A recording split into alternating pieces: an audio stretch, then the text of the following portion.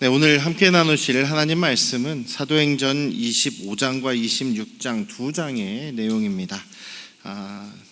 혹시 미리 읽어오셨으면 잘하셨고요. 이 중에서 26장 19절에서 23절까지만 봉독해드리겠습니다. 신약성경 234쪽에 기록되어 있습니다. 사도행전 26장 19절에서 23절까지 봉독해드리겠습니다. 아그리빠 왕이여, 그러므로 하늘에서 보이신 것을 내가 거스르지 아니하고 먼저 다메섹과 예루살렘에 있는 사람과 유대 온 땅과 이방인에게까지 회개하고 하나님께로 돌아와서 회개에 합당한 일을 하라 전함으로 유대인들이 성전에서 나를 잡아 죽이고자 하였으나 하나님의 도우심을 받아 내가 오늘까지 서서 높고 낮은 사람 앞에서 증언하는 것은 선지자들과 모세가 반드시 되리라고 말한 것밖에 없으니 곧 그리스도가 고난을 받으실 것과 죽은 자 가운데서 먼저 다시 살아나사 이스라엘과 이방인들에게 빛을 전하시리라 함이니이다 하니라. 아멘. 할렐루야. 하나님 아버지의 크신 은혜와 그 변함없으신 사랑이 여러분과 여러분 가정에 충만하시기를 주님의 이름으로 축원합니다. 오늘날의 시대는 나의 뭔가 그 다른 사람들과 다른 것들을 이렇게 자랑하고 드러내고 알리고 홍보하고 선전하고 그렇게 포장해야 이렇게 사람들이 자기를 알아주는 그런 시대죠.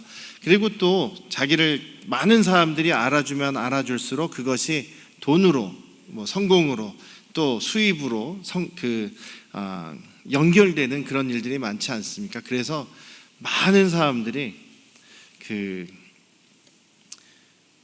유튜브라는 개인 방송을 통해서 자기를 때로는 과장하기도 하고 때로는 자기의 좋은 면을 막 이렇게 드러내서 사람들이 그 방송을 보고 좋아요를 누르고 그 다음에 정기 구독을 이제 하게 되면 그 사람 숫자가 늘어나면 늘어날수록 자기에게 돈이 되는 거예요. 그래서 많은 사람들이 자기를 드러내려고 하는데 또 그러다 보니까 많은 사람들이 자기를 거짓으로 속이기도 하고 포장하기도 하고 아니면은 잘못된 방법으로 그렇게 사람을 끌려고 해서 사회적인 문제가 되는 그런 경우도 많이 있습니다. 그래서 세상의 사람들은 세상에 속한 사람들, 세속적인 사람들일수록 자신을 포장하고 거짓되게 속여서 사람들에게 이제 자기의 그 이익을 위해서 사람들에게 다가가는 경우가 참 많이 있죠. 우리 믿음의 사람들은 그럼 과연 어떤 모습이 되어야 할까라는 것을 오늘 생각해 보고자 합니다. 사도행전 25장과 26장 두 장의 긴 내용은 크게 이제 바울 사도가 계속해서 재판받는 그런 내용의 연속이죠. 원래 벨릭스라고 하는 유대 총독이 재판을 했는데 바울 사도가 아무런 죄가 없다라는 것을 분명히 알았단 말이죠. 그런데도 바울 사도를 무죄 판결을 하지 않습니다. 첫 번째 이유는 바울 사도가 뇌물을 안 줬기 때문이죠. 뇌물을 안 줬기 때문에 그냥 붙잡아 놓은 이유도 있고, 두 번째로는 자기의 임기가 이제 2년밖에 안 남았어요. 얼마 안 남았습니다. 그러니까 임기 말년에 괜히 옳은 대로 했다가 저 대다수의 이제 유대인들과 또 그 유대인의 영향력 있는 사람들이 기분 나빠가지고 자기의 일을 방해한다거나 자기를 괴롭히면 어떡하나라는 그런 생각이 있었겠죠. 그래서 그냥 말년에 임기의 거의 끝부분을 그냥 무사하게 지내자라는 생각에 바울 사도를 무죄임에도 불구하고 풀어주지 않고 그냥 2년 동안 그냥 방치를 해버립니다. 계속 구류 상태로 계속 가둬놓은 상태로 바울 사도를 방치해버리죠. 그리고 나서 2년이 지나서 이 사람의 임기가 끝나고 베스도라고 하는 신임 총독이 이제 부임을 해오게 됩니다.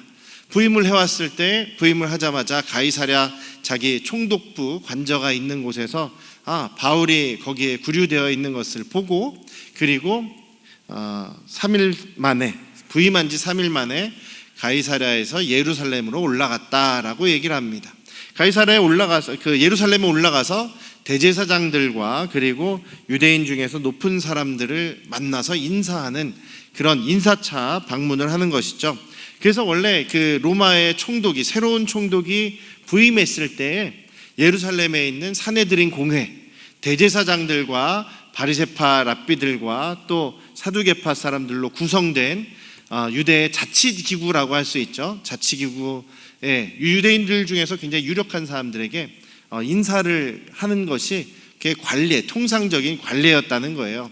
그래서 유대인들에게 먼저 이렇게 중요한 인사들에게 인사를 해야 자기의 그 통치가 이제 편안해지지 않겠습니까? 인사를 드리고 안면을 트고 그리고 좋은 관계를 맺기 시작해야 아무리 자기들이 점령군이긴 하지만 점령 국가이긴 하지만 그래도 좋은 관계를 유지하려고 했던 것이죠. 그래서 부임한 지 3일 만에 예루살렘에 와서 인사차 방문을 했는데 그때 또 대제사장들과 또 유대인 중에서 높은 사람들이 바울을 또 이때가 또 기회다 하고서는 바울에게 대해서 막 고소를 했다는 거죠. 그러면서 또 부탁을 하기로는 바울을 이제 예루살렘으로 좀 호송해 주십시오. 예루살렘에서 우리 같이 한번 재판을 해보십시다. 이렇게 부탁을 하는 거예요. 근데 그 베스도가 그 이야기를 들어주지는 않습니다. 자기와 같이 내려가서 거기에서 총독 관저에서 재판을 하자 이렇게 얘기를 하고 또 그 말을 듣고 이제 대제사장들과 또 고소하는 사람들이 또 내려갑니다. 근데 거기서 또 재판을 진행해 보니까 별다른 죄가 없어요. 별다른 죄가 없지만 바울을 또 풀어주지 않습니다. 그래서 바울은 그 베스도 총독에게 자기는 이제 가이사에게 내 재판을 맡기겠습니다. 로마 황제에게 제가 맡기겠습니다. 자기는 로마 시민권자니까 로마 황제에게 재판받을 권리가 있거든요. 로마 황제에게 재판을 받겠습니다 라고 이야기를 합니다. 그래서 베스도 총독은 그러면 이제 내 손을 떠났다.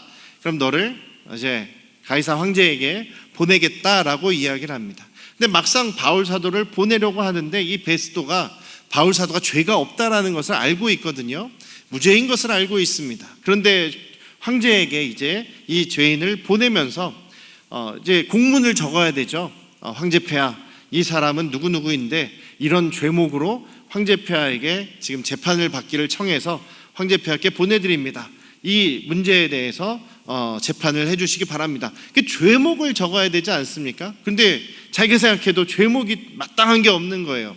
그래서 마침 자기를 방문한 아그리빠 왕에게 그 이야기를 하고 도움을 청하는 거죠. 그래서 아그리빠 왕과 또 베스도 총독과 그 다음에 아그리빠 왕이 또 대동한 많은 그런 유력한 사람들을 데리고 그 자리에서 또 바울 사도가 자신의 변론을 하는 이야기입니다.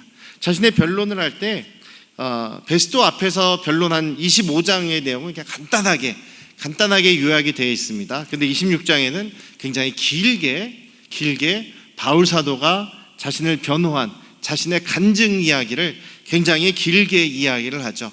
그리고 나서 마지막으로 정말 유명한 이야기를 하지 않습니까? 베스도가 바울 사도에게 야, 너 미쳤구나. 너 그렇게 공부를 많이 하더니 그 많은 학문이 너를 미치게 만들었구나. 이렇게 얘기를 하니까 바울 사도가 아닙니다. 저는 지금 제정신으로 온전한 이야기를 하는 겁니다. 그랬더니 아그리빠 왕이 네가 지금 짧은 시간 안에 우리를 너처럼 그리스도인이 되게 하려고 하느냐? 이렇게 얘기를 하니까 26장 29절 우리가 너무나 잘 아는 이야기죠. 말이 적든지 많든지 제가 적은 말로 여러분들을 유혹하든 많은 말로 여러분들을 설득하든 오늘 내 말을 듣는 모든 사람들은 다 내가 지금 결박당한 것 빼고는 저와 같이 되기를 원합니다. 그리스도인이 되기를 하나님께 바랍니다 라고 이렇게 유명한 이야기를 하죠. 모두 다 바울 사도에 대해서 죄가 없다라는 것을 인정하면서도 자신들의 다른 목적 때문에 바울 사도를 풀어주지 않는 이 모습이 계속 진행되고 있습니다. 오늘 여기서 이제 그 2장의 긴 내용에 걸쳐서 지금 이야기가 진행되고 있는데 여기에서 중요한 사람 한 3사람 정도만 저희가 한번 살펴보려고 해요. 베스도 총독하고 또 아그리빠 왕하고 또 바울 사도죠. 이 사람들이 다른 사람들에게 자신을 어떻게 드러내고 있는지에 대해서만 초점을 맞춰서 말씀을 나눠보려고 합니다. 새로 부임한 베스도 총독이 처음에 유대인 지도자들을 만나지 않습니까? 대제사장들과 유력한 인사들, 사두개파 사람들이겠죠. 그 사람들이 고소하는 내용을 이제 듣는데 그 유대인들에 대한 이 베스도 총독의 자세가 좀 재밌습니다. 첫 번째로는 이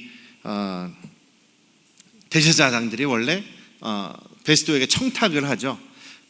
가능하면 이 바울을 예루살렘까지로 좀 데리고 와 주시면 좋겠습니다. 아주 명령을 내리셔서 바울을 좀 호송해가지고 예루살렘으로 좀 데리고 오셔서 여기서 좀 재판을 받게 하면 안 되겠습니까? 이렇게 얘기를 하죠. 그런데 그들의 속마음은 뭡니까? 바울이 가이사랴에서 이제 예루살렘으로 호송되는 동안에 매복하고 있다가 자기들이 고용한 암살자들을 시켜서 바울을 죽이려고 하는 거죠. 그런데 마침 또 베스도는 거기에서 그들의 말을 그냥 순순히 들어주지 않습니다. 그래서 뭐라고 얘기하냐면요, 내가 바울이 저기에 구류되어 있는 것도 알고 있다. 그리고 내가 금방 며칠 있으면 가이사랴에 내려가는데 당신들이 같이 내려가면 되는 거 아니냐, 이렇게 얘기를 합니다. 근데 여기에서는요, 약간 이 베스도가 비록 인사하러 오긴 했습니다만 이 유대인들과 지금 기싸움하는 그런 모습이 보이지 않습니까? 기싸움하면서 자신이 주도권을 가지려고 하는 거예요. 그러니까 속마음은 이런 거예요. 니들이 해달라는 대로 내가 무조건 해줘야 되냐? 이런 거죠. 옛날에 그 영화 친구라는 영화를 보신 분들 계시겠지만 거기에 유명한 대사가 하나 나오죠. 네가 가라 하와이, 이런 얘기가 나오죠. 뭐냐면 친구가 좀 계급이 좀 높은 사람이 야, 하와이에 가서 좀 일을 좀 해야겠다 그러니까 내가 네가 하라 하면 나 무조건 다 하는 사람이냐? 내가 뒤에서 돌봐주는 종이냐? 이러면서 네가 가라 하와이, 이런 얘기를 하죠. 그러니까 지금 이 베스도가 이 유대인들이 요구하는 이 얘기를 무조건 들어주지 않는 거예요. 그러면서 당신들이 같이 가면 되는 건데 왜 굳이 거기서 호송해 오라고 하느냐라고 하면서 여기서 기싸움을 하는 거예요. 자기가 주도권을. 자기가 물론 좋은 관계를 맺어야 되지만 자기가 그들에게 휘둘리면 안 된다라는 생각을 하고 있는 거죠. 이제 기싸움을 하면서 이 사람들을 데리고 옵니다. 데리고 와서 바울 사도를 재판을 하는데 또 이렇게 아무리 고소를 하고 해도 증거도 없고 바울 사도가 죄가 있다는 것을 드러내지를 못하는 거예요. 바울 사도가 변론한 내용을 보면 자기가 변론한 내용이 더 그럴듯하기 때문에 베스도가 볼 때도 바울 사도가 무죄인 것을 알았다는 거죠. 바울 사도가 무죄인 걸 알았습니다. 그럼 어떻게 해야 돼요? 무죄, 넌 내가 보니까 무죄다, 꽝꽝꽝 석방해라, 이렇게 명령하면 되는데 25장 9절을 한번 보세요. 여기서 또 베스도의 다른 마음이 하나가 나옵니다. 베스도가 9절 보십니까? 유대인의 마음을 얻고자 하여 바울더러 물어봅니다. 내가 예루살렘에 올라가서 이 사건에 대해서 내 앞에서 다시 신문을 받겠느냐? 다시 물어봅니다. 아니 무슨 얘기예요? 지금 다 신문을 했고 지금 조사를 다 했고 재판을 해서 무죄인 것을 아는데도 불구하고 지금 바울 사도에게 다시 한번 예루살렘에 올라가서 다시 한번 이 문제를 가지고 다시 한번 재판을 받겠느냐?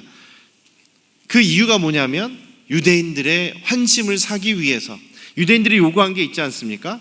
예루살렘으로 바울을 좀 호송해 주십시오, 여기서 좀 재판하게 해 주십시오, 이렇게 나오고 있죠. 그런데 여기에서 베스도가 그 이야기를 또 기억하고 있다가 그 유대인들에게 잘 보여서 자기의 통치를 편하게 하려는 그런 모습이 있습니다. 분명히 바울이 무죄인 것을 알고 있지만 유대인들의 마음에 들게 해서 바울을 이용하려고 하는 베스도의 마음이 있다는 거죠. 자, 첫 번째는 무슨 마음이었습니까? 기싸움을 해서 자기가 주도권을 가지고 사람들을 이제 다스려야지 하는 마음이 있었고, 하나는 그래도 잘 보여서 그들이 원하는 대로 이렇게 이끌어가서 자기가 통치를 편하게 하고자 하는 그런 베스도의 이중적인 마음이 여기서 드러나고 있습니다. 이것이 바로 보통 세속적인 그런 세상에 속한 사람들의 모습 아니겠습니까? 자기가 주도권을 가져야 돼요. 기싸움해야 돼요. 부부 사이에서도 기싸움을 하고 주도권 싸움을 해서 상대방이 내 말을 듣도록 이렇게 조정하려는 그런 모습이 있고, 또 회사에서도 마찬가지고, 또 장사를 하시면 장사를 하는 상황에서도 마찬가지고 기싸움을 많이 하지 않습니까? 그리고 또 상대방에게 아부하고, 또 이것이 잘못된 불의한 일임에도 사람에게 잘 보여서 내가 이익을 얻으려고 자기가 편법을 써가는 그런 모습, 그것이 바로 인간적인 모습, 죄성의 모습이 아니겠냐라는 것이죠. 우리도 때때로, 아니 자주 이런 유혹을 받을 때가 있지는 않습니까? 내 이익 때문에 사람들에게 맞춰가고, 또 때로는 내 이익 때문에 사람들과 기싸움을 하고 다투면서 내가 모든 것을 주도하려고 하는 그런 때때로 잘못된 모습들이 우리 안에도 있을 수 있다라는 것이죠. 우리가 이 성경에서 이런 잘못된 사람들을 보실 때 손가락질하면서 에이 쯧쯧 전 나쁜 사람이야 라고 생각만 하지 마시고, 그 사람의 모습이 또 내 모습이 될 수도 있다, 나에게도 이런 모습이 있을 수 있다라는 것을 생각하시면서 우리가 우리의 삶을 변화시켜 가야 되는 것이죠. 이 베스도의 이런 이중적인 모습은 대부분 사람들에게서 보여질 수 있는 그런 세속적인 자기 이익만을 추구하는 모습이다라는 것을 아시고, 우리는 믿음의 사람으로서 다른 모습이 되어야 되지 않겠느냐라는 것을 생각하시기를 주님의 이름으로 부탁드립니다. 바울 사도는요, 그런데 이 베스도나 아그리빠 왕을 대할 때 어떤 모습이었을까요? 어떤 자세로 그들을 대했을까요? 저 사람은 힘이 있으니까, 저 사람은 권력이 있으니까, 저 사람들에게 잘 보여야지 하는 마음으로 바울 사도가 이야기를 했을까요? 그렇지 않습니다. 그들에게 굉장히 예의 있게, 또 겸손하게, 부드럽게 베스도나 아그리빠에게 대합니다. 그들이 얼마나 악한 사람들인지를 바울 사도도 금방 눈치를 채고 있지 않습니까? 베스도처럼 또 빙빙 돌려서 시간만 계속 잡아먹으려고 하니까 거기서 딱 끊고, 저는 황제에게, 로마 황제에게 상소하겠습니다 라고 해서 이제 그 로마 황제에게 자기를 보내달라고 요청을 하게 되죠. 분명히 예수님께서도 바울 사도에게 너는 로마 황제 앞에서도 나를 증거할 것이다, 그렇게 될 것이다 라는, 로마에 갈 것이다 라는 말씀을 해주셨기 때문이기도 하고, 또 바울 사도에게 성령께서 지혜를 주신 것이죠. 여기에서 이 사람들에게는 소망이 없다, 더 이상 이 곳에 머물러 있지 말고 이제 로마로 가게 하자라는 그 방법을 성령께서 알려주시기도 했습니다. 계속해서 기도하는 바울이었고 주님을 의지하는 바울이었기에 이런 결단을 내릴 수가 있게 된 것이죠. 베스도 앞에서도, 또 아그리빠 왕 앞에서도 바울 사도의 모습은 항상 예수 그리스도를 증거하는 모습이었습니다. 26장에 보시면 성경책에 그 예수님의 말씀, 예수님께서 직접 하신 말씀에 빨간색으로 칠해져 있는 부분이 있는 그런 좋은 성경책을 가지고 계신 분들은 확 눈에 띌 거예요. 26장에서 바울 사도가 긴 자신의 간증 이야기를 하는데, 거기에서 예수님께서 자신을 직접 만나 주시고 직접 말씀해 주신 내용을 14절에서 18절까지 길게 그대로 말씀해 주고 있습니다. 바울 사도가 자신의 간증 이야기를 길게 하면서 계속 이야기하는 것은, 우리는 우리 조상들로부터 부활에 대한 소망을 갖고 있었습니다. 하나님께서 약속해 주신 죽은 자의 부활에 대한 소망을 갖고 있었습니다. 그런데 그 부활을 첫 번째로 이루신 분이 예수 그리스도십니다. 그 예수 그리스도께서 정말로 부활하셨습니다. 그래서 나를 만나 주셨습니다. 나를 만나 주셔서 나의 죄를 용서해 주셨고, 그리고 나를 예수님을 증거하는 그런 증거자로 보내주셨습니다. 그래서 바울 사도는 지금 긴 이야기지만 한마디로 말씀드리면 겸손하고 부드럽게 예수 그리스도께서 부활하셨습니다. 그렇기 때문에 그분은 우리의 주님이십니다 라는 것을 계속 강조하고 있습니다. 그래서 누구든지 예수 그리스도를 믿어야 합니다, 그리고 예수 그리스도의 빛을 받아야 합니다 라는 내용을 강조하고 있습니다. 그래서 아그리빠 왕이 바울 사도에게 그렇게 얘기한 거 아니겠습니까? 네가 지금 이 잠깐 동안의 그 이야기로 나를 그리스도인이 되게 하려고 전도하느냐, 지금 그렇게 얘기하는 거죠.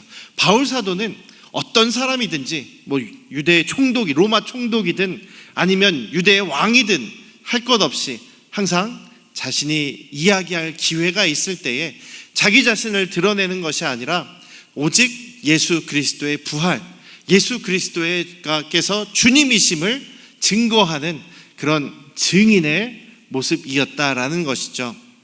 항상 예수님만을 드러내려고 했던 사람이 바로 우리 바울 사도라는 것입니다. 굉장히 이런 면에서 제가 때때로 이렇게 어떤 사람 한 사람을 너무 완벽하게 생각해서 그 사람만을 닮아가야 되고 그 사람만을 배워야 되고 이런 거는 제가 하지 말라 그랬죠. 완벽한 분은 예수님밖에 없다라고 말씀드렸는데요. 바울 사도의 오늘 이 모습은 우리가 좀 본받아야 될 모습이 아니겠느냐라고 저는 그렇게 믿습니다. 우리가 어떤 사람 앞에서든지 예수 그리스도를 증거할 수 있다면, 예수 그리스도께서 우리의 주인 되심을, 우리가 예수 그리스도만을 믿음으로 하나님의 자녀가 되고 부활에 참여할 수 있다라는 것을 우리가 드러낼 수 있으면 좋겠습니다.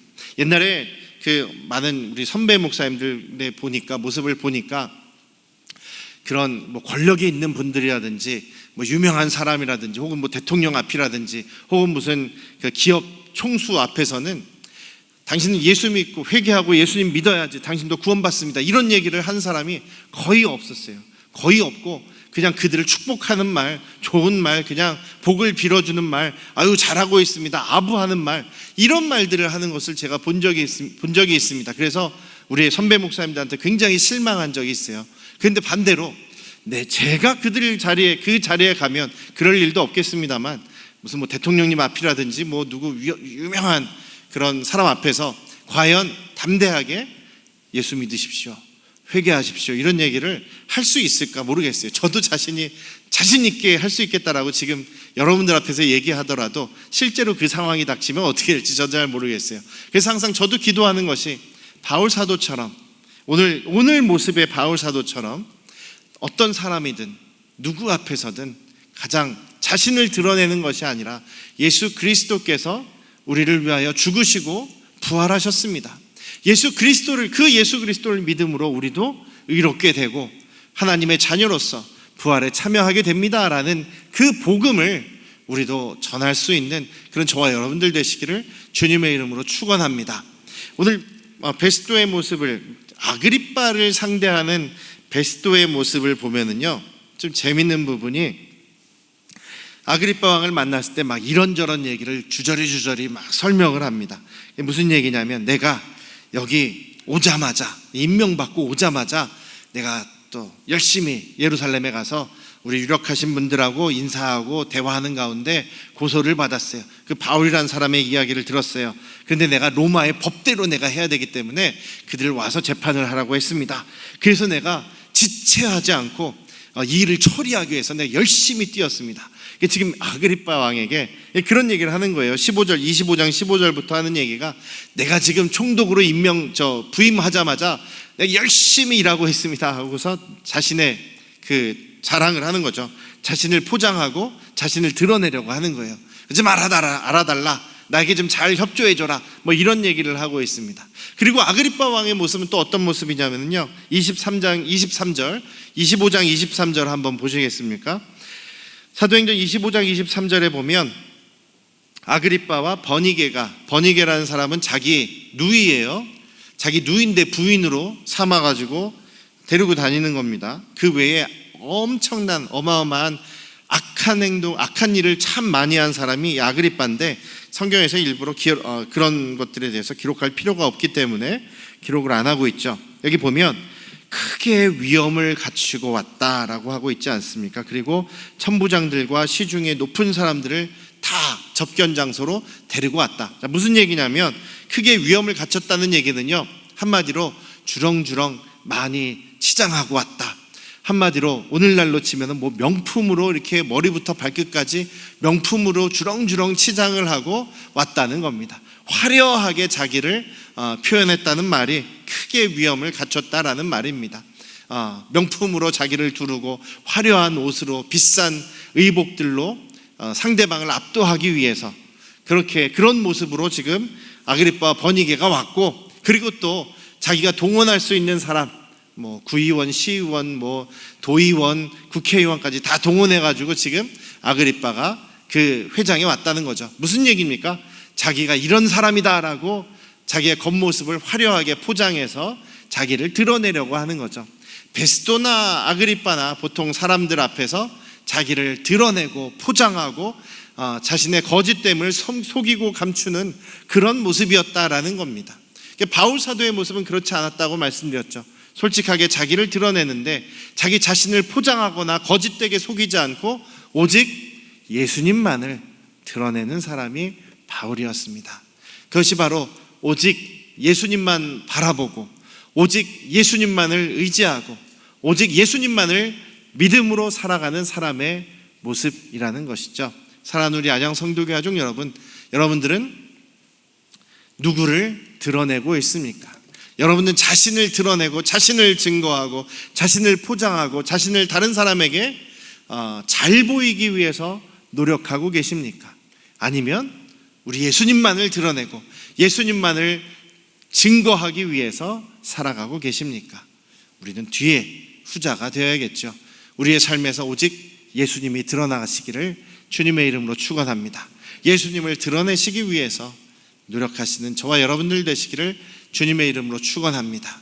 그렇게 되기 위해서 우리는 더욱더 주님을 의지하고 주님을 사모하고 주님을 간절히 만나고 찾아야 될 것입니다. 이번 한 주간 여러분들께서도 예수님 꼭 붙잡고 예수님의 은혜를 깊이 경험하시기를 다시 한번 주님의 이름으로 축원합니다. 기도하시겠습니다. 아버지 하나님, 우리의 삶 속에서 살아계신 예수님, 부활하신 예수님, 우리의 주인 되신 예수님을 깊이 만나고 경험하기를 원합니다. 그래서 그 예수님으로 인해 우리의 삶이 변화되고 우리가 다른 사람을 의식하고 다른 사람에게 나 자신을 증거하고 나 자신을 포장하고 거짓되게 드러내는 것이 아니라 오직 겸손히 주님만을 드러내고 증거하는 믿음의 삶을 살아가는 우리 안양 성도교회 가족들 되도록 역사하여 주시옵소서. 이제는 우리를 죄에서 구원하신 예수 그리스도의 은혜와